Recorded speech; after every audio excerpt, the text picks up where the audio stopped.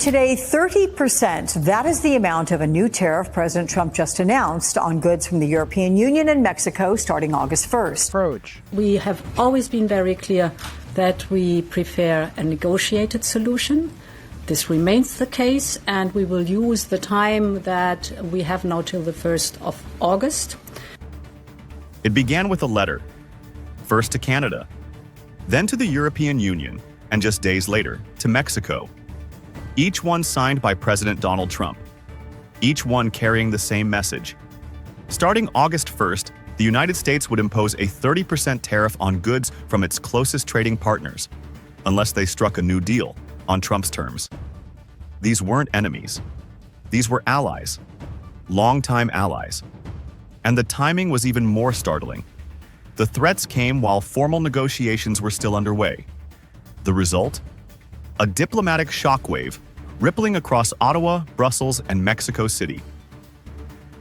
That all the efforts that the European Commission has made to try to accommodate, try to negotiate a deal, meant nothing for Trump. This is not the first time Trump has used tariffs as leverage. But this round felt different. The strategy was announced weeks earlier, a new series of reciprocal tariffs, followed by a 90-day pause to allow countries to negotiate.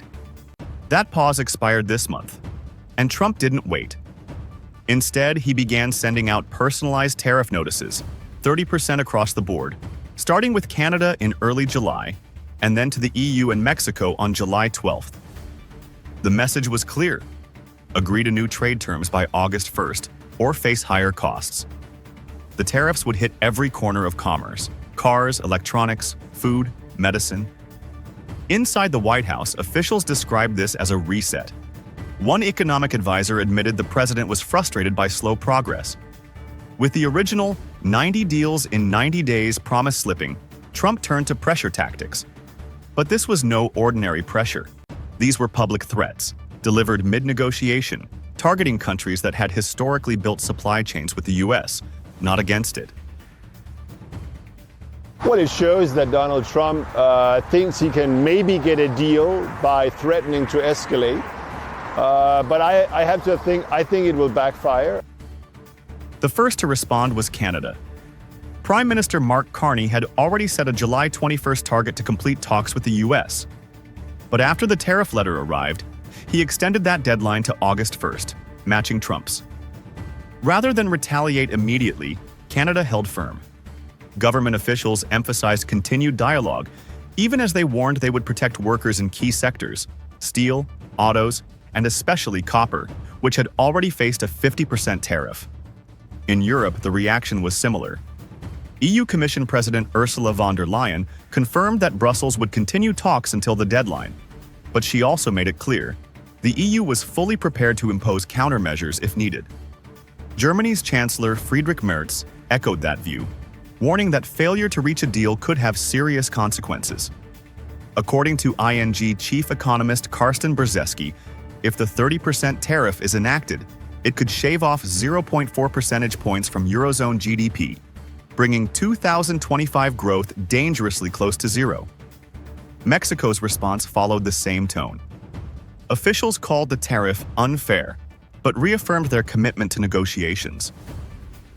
On track, since the very beginning, we have worked and now are ready to respond with countermeasures. And the Mexican officials conveyed that 30% tariff marked, quote, unfair treatment, and that they did not agree.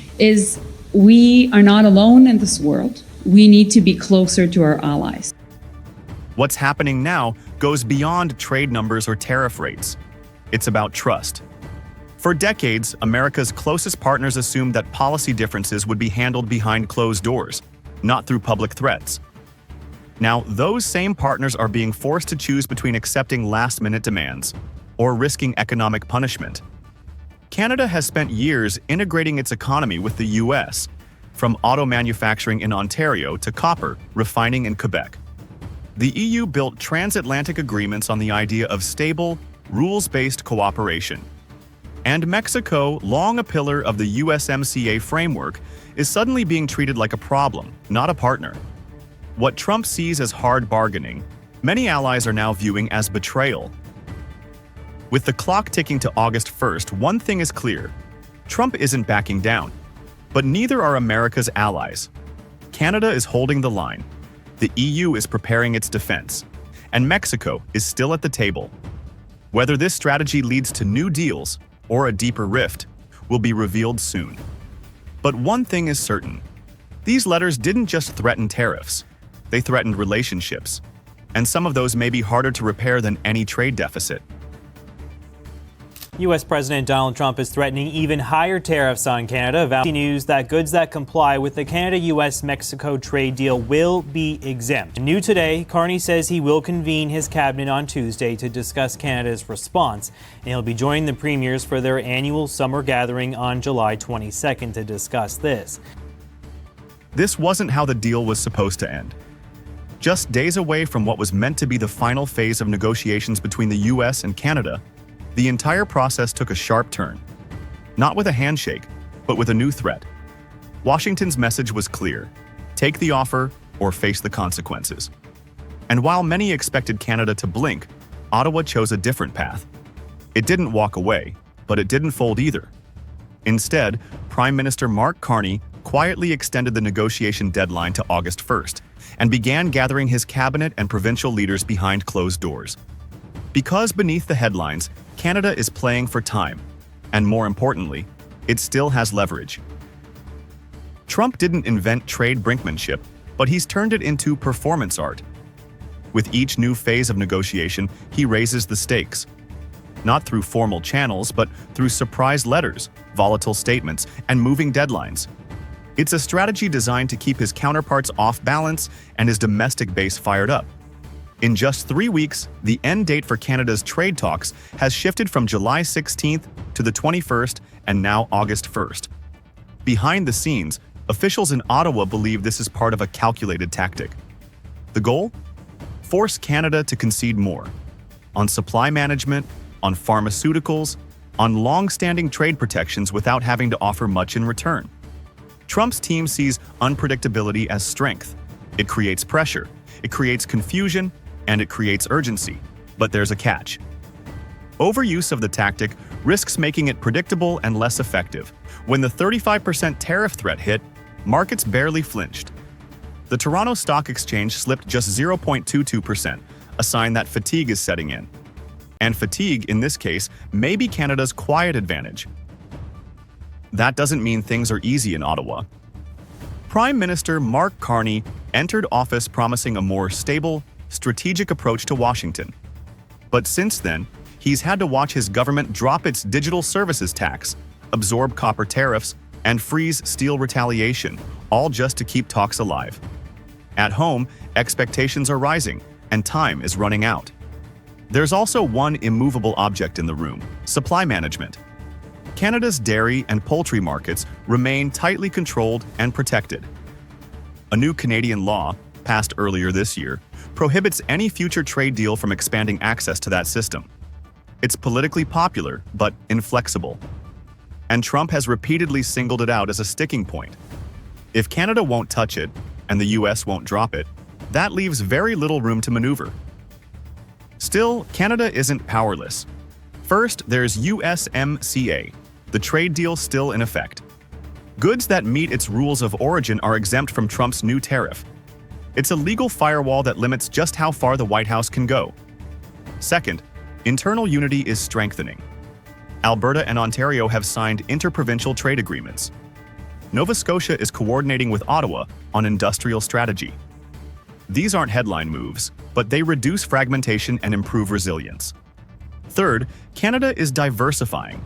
Exports to the EU and UK are growing. ASEAN outreach is expanding. In short, the US is no longer the only game in town. And fourth, there's fatigue. Global markets are showing signs that Trump's tariff threats no longer hold the shock value they once did. As CBC noted, the fear is real, but the surprise is gone. I just can't see a deal being done, a real trade agreement being done by August 1st with the Americans.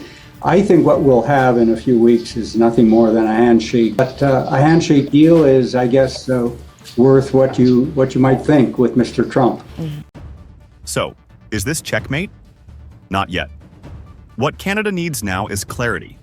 Not necessarily a perfect deal, but a durable one. One that doesn't depend on Twitter posts or late-night letters. The likely outcome is a handshake deal, something symbolic, flexible, and light on detail. Enough for Trump to declare victory, and enough for Carney to avoid collapse, because in this moment, stability may be the biggest win anyone can hope for. And for Canada, surviving the storm might just be its greatest leverage yet. Yesterday, President Trump criticized the BRICS for promoting anti-U.S. policy and threatened to impose 10% tariff hikes on them. The BRICS are now emerging as really the only global forum that can stand up to Trump's trade war. In the middle of an unfinished trade truce with China, President Trump has opened a new front. With his August 1st global tariff deadline approaching, he's now threatening to impose a 10% tariff on any nation that aligns with BRICS, the economic bloc led by China, alongside Brazil, Russia, India, and South Africa. It's a broad, blunt move, and while it's meant to box China in, it may be doing the opposite, because instead of lashing out, Beijing is choosing something more subtle and potentially more powerful. Back in June, President Trump declared that a trade deal with China was signed and sealed. But weeks later, no detailed agreement has surfaced. The only thing both sides confirmed was a temporary truce, a 90-day pause on escalating tariffs, set to expire in mid-August. Instead of focusing on finishing that deal, Trump has expanded the fight. On July 7th, he warned that any country linked to BRICS policies, including using non-dollar currencies, building alternative supply chains, or participating in infrastructure cooperation, could face new U.S. tariffs. This message directly impacts countries like India, Indonesia, and Brazil, nations that aren't anti-American but are part of BRICS Plus. It's a sweeping threat that risks alienating both rivals and strategic trade partners. And once again, Trump is using tariffs not just as economic leverage, but as a way to force countries to pick a side. And threatened to impose 10% tariff hikes on them. What's your comment? BRICS is an important platform for cooperation among emerging markets and developing countries. Cooperation. It is not a bloc for confrontation, nor does it target any country. On the U.S. tariff hikes, China has made its position clear more than once. Trade war and tariff war have no winners, and protectionism leads nowhere. China has not responded with counter tariffs. Instead, its foreign ministry chose careful, deliberate messaging. Beijing emphasized that BRICS is an open, cooperative platform, not a political alliance aimed at anyone. It said tariff wars have no winners, and that using trade as a weapon would backfire on everyone. At the same time, China is strengthening its position through diplomacy and long-term investment. Over the past month, Chinese Foreign Minister Wang Yi held high-level meetings in France and Germany. The focus? Green energy, multilateral cooperation, and strengthening trade outside the dollar system.